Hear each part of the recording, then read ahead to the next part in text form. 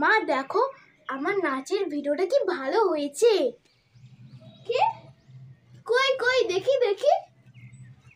এই পাম্পাম, এই মুড়ির প্যাকেটটা একটু দড়ি দিয়ে বেঁধে রেখে দে না টেবিলে, তাহলে আবার নুয়ে যাবে, বুঝলি? জিলাপিটা ওখানে না খেলে বাড়িতে এনে মুড়ি দিয়ে খেলে বেশ ভালো হতো। সারাদিন শুধু খাই খাই আর খাই, ভালো লাগে না খাই। মা, এখানে বাজার মতো কিছুই নেই। আরে বাবা, ওখানে যা আছে তা দিয়ে বেঁধে দে না রে। আচ্ছা। এত বেলায় কেউ পতাকার উত্তোলন করে? আমাদের সময় তো সকাল 6টার সময় পতাকার উত্তোলন হতো। আমাদের পাড়ায় 7টার সময় পতাকার উত্তোলন হতো। আমাদের স্কুলে সকাল 8টায় পতাকার উত্তোলন হতো। আর এখন তো বেলা 12টাই হয়। পুরো জেনারেশনটার 12টা বেজে গেছে। হ্যাঁ, তোরও 12টা বেজে গেছে। Thank you. কিন্তু বাবার অ্যাক্টিংটা কিরকম করলাম বলো তো? বাবা এই কথাটা আমাকে সকাল থেকে 10 বার বলে ফেলেছে, তাই জন্য বলতে পারলাম। আমার অনেক কাজ আছে বাবু। এই মান্তু, আমার সোনার চেনটা ফেরত দে তো। তুই যে পড়েছিলিস না কাল, তোর ওই কি পিচি পাটি না সিটি পাটি, ও পড়েছিলিস, আমার চেনটা আমাকে ফেরত দে। আমার অনেক কাজ আছে, আমাকে আবার কাজ করতে হবে। চেন? আমি তো তোমাকে এই কিছুক্ষণ আগেই তো একটা চেন দিলাম। আর কত চেন দেবো মা তোমায়? তোর মায়ের যা স্মৃতিশক্তি, একদিন তো ট্যাক্সিতে তোকেই ফেলে দিয়ে চলে এসেছিল, আর চেন তো সাধারণ ব্যাপার।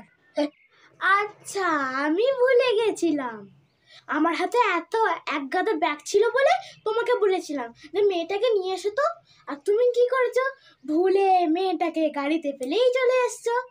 দিয়ে ঘরে এসে তো বলছো হাই যে আমার মেয়ে কই, আমার মেয়ে কই। আর নাকি আমি ভুলে যাই। বাবা,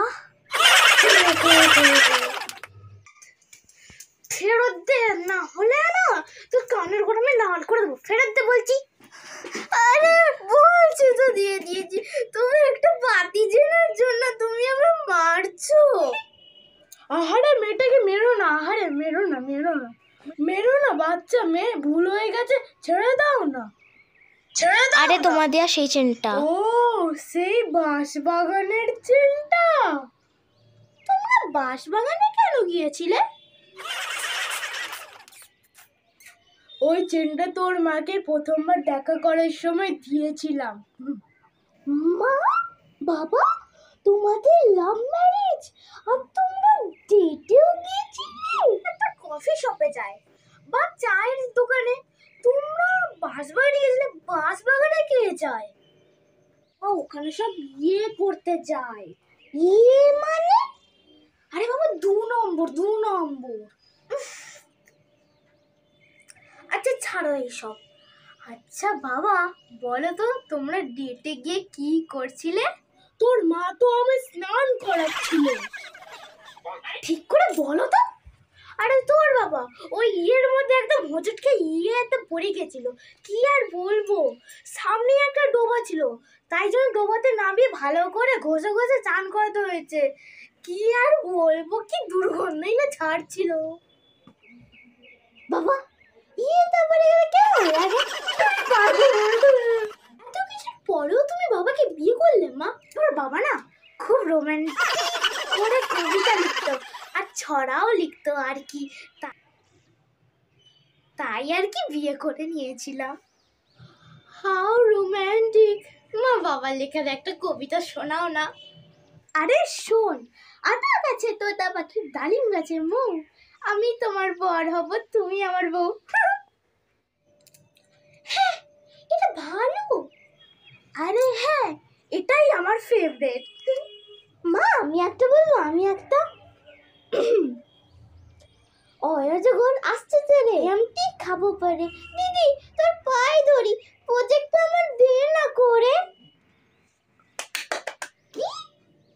ওই চিঠিগুলো আজ আমার মনের গভীর। তোমার ওই মনের গভীর চিঠিগুলো বার করো তো দেখি, কারণ আমি তো কখনো তোমায় চিঠি লিখিনি।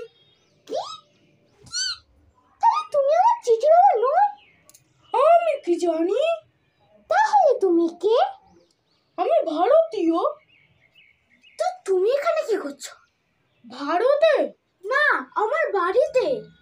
এটা তোমার বাড়ি নয়, এটা আমার বাড়ি। আমি তোমাকে বিয়ে করে এখানে এনেছি।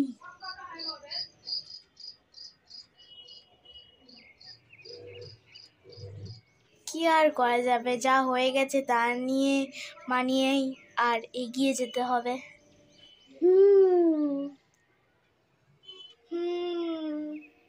কিন্তু আমার চেনটা কই? আমি সত্যিই দিয়ে দিয়েছিলাম। এই যে তুমি দেখেছো? আমি জানি না। বিশ্বাস করো, আমি চিনটা দেখিনি, আমি চিনটা একবারও চোখেই দেখিনি।